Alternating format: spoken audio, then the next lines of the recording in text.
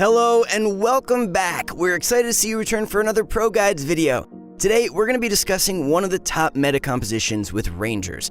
After the buffs in 9.17, Rangers have become incredibly strong, with Ashe dominating the playing field.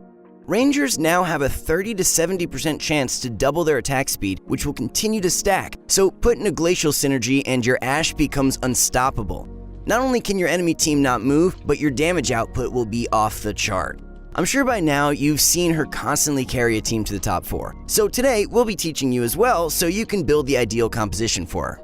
But before we begin, be sure to check out our link below in our description to see more in-depth guides, builds, and ways to win your next games. There are so many courses designed by professional players within the top 1% of the game to teach you all the meta and how to effectively climb up that ladder. Join and learn how to become one of the top professionals as well.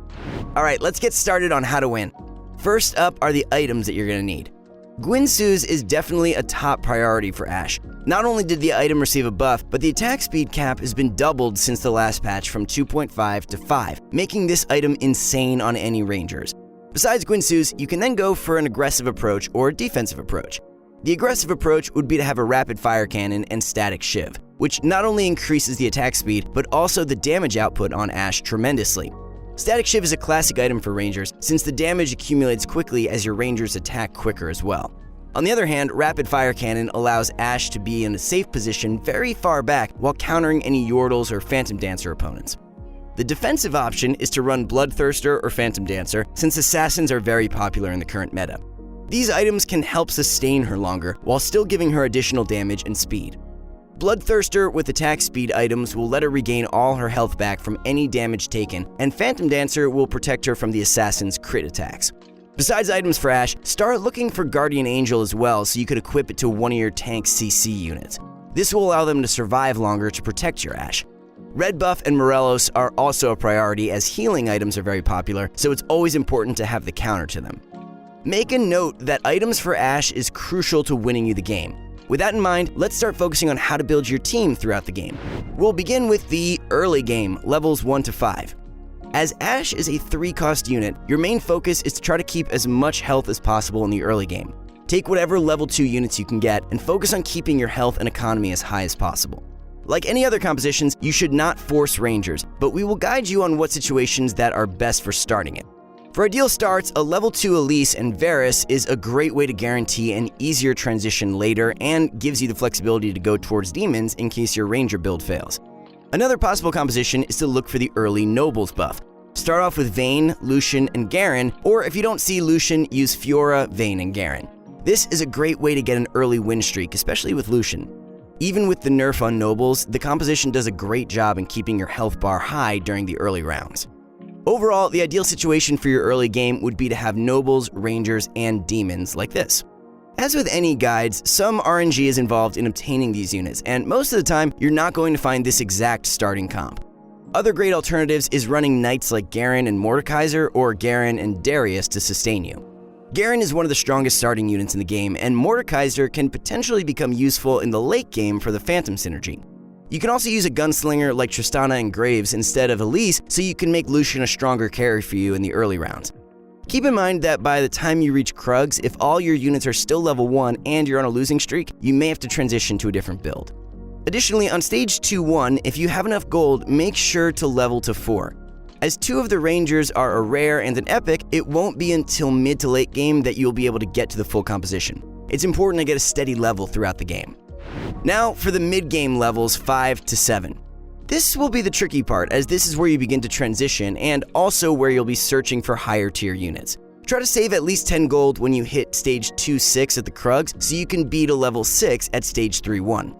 It's crucial to level here because we will now be searching for rare and epics units to switch out any non-glacial or non-rangers units.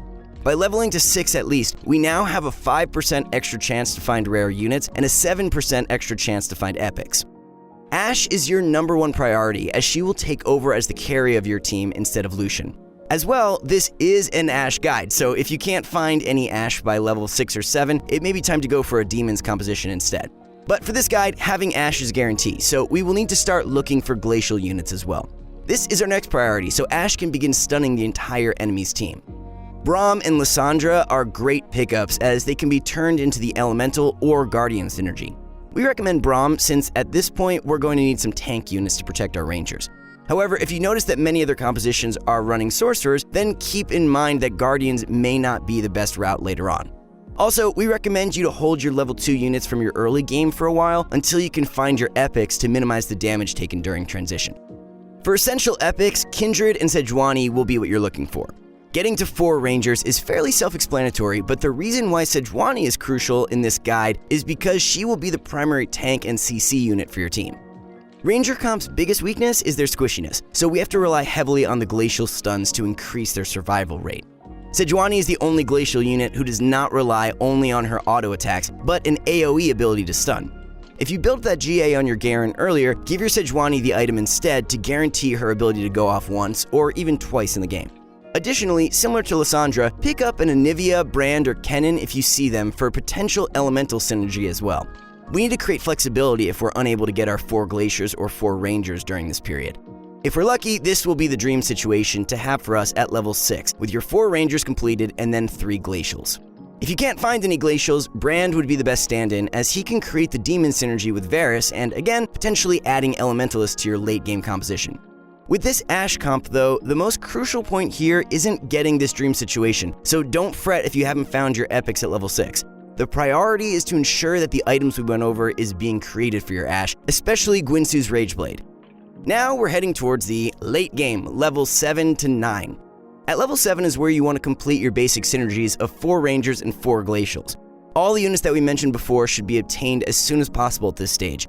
If you've been getting the ideal situations from before, then you're just missing one final Glacial, which as always, go for other elementals like Lissandra or Anivia. Getting most of your units to level 2 would become your top priority now. By having all your items on Ashe at this point, she should be a force to be reckoned with. By now, she has a 30% chance to stun and infinite attack speed being stacked on her. However, the higher elo you go, the more times that you need to be at level 8 or 9 in order to place first. There are now 3 potential paths for late game. So to decide which path you want to go for, you gotta look at your enemy's composition. The 3 optimal options you can go for are Phantom, Elemental, and Guardian/Dragon. So let's first talk about Phantom.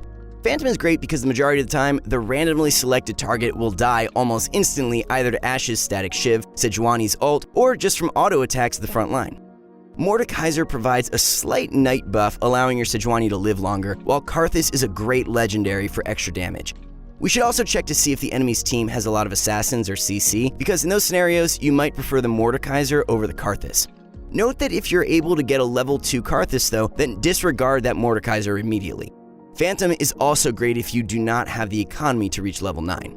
Here's an example of a final build with Phantom. Next is Elementalist, which is the most balanced of the 3 paths. It provides you a giant golem to tank, a Kennen for CC, and Brand for massive damage and demon synergy with your Varus. If you've been following this guide, chances are you already have a few elementals incorporated into your build, making it an easy transition. You could also use both Lissandra and Anivia as your elementals instead of Kennen or Brand if you don't have the economy for 9. However, we highly recommend trying to go for level 9. The reason is because 4 Glacials are crucial as it raises your stun chances from 20% to 30%. Meanwhile, Kennen's ability, Slicing Maelstrom, damages and stuns all enemies inside of it. If you have a GA and Morelos on him, he becomes a pivotal reason for victory. As for Brand, not only does he provide significant damage toward the enemy team, but the demon synergy with Varus. Demon synergy will cause 2 of your units to have a 40% chance on hit to burn the enemy's mana by 20, and restoring 15 to themselves. This is a significant boost to your Varus, who is also benefiting from the Ranger's buff. Thus, your final comp would be like this. Braum is really just there for the extra tankiness and glacial synergy. However, you can also use Volibear or Lissandra as replacements if you do not have a level 2 Braum. Lastly is the strongest of them all, which is Guardian/Dragons, which would be the best composition to go for depending on your enemies and your current economy. Rangers are powerful, but as mentioned, lacks tankiness, which is why it's so heavily reliant on Ashe's and Sejuani's glacial stuns. So for level 8, scout to see if there's a fair amount of gunslingers, blade masters, or assassins. If so, at level 8, you would be very powerful with just the Guardian's buff by adding in Leona. However, if you notice that majority of the players remaining are sorcerers, is where you might want to opt for the other paths mentioned before, unless you've already found yourself a Pantheon. If you have found a Pantheon, then you may have just gotten yourself the ultimate build. You can either immediately switch out the Leona with Pantheon and then aim for level 9 so you can obtain Aurelion Soul for both Guardians/Dragons. Your final comp would look a little like this. If the Dragon is unnecessary due to the enemy's compositions, then switch out Aurelion Soul for a Karthus or Mordekaiser to create Phantom. Although this is the ultimate build, it's very difficult to achieve since it not only requires you to get to level 9, but heavily reliant on finding the legendary Pantheon. It's also extremely expensive as there's 3 epics and 2 legendaries in this final build. Now that you've got all your units and levels to the max, it all comes down to positioning to get first place. Depending on the enemy's composition, this may vary a lot.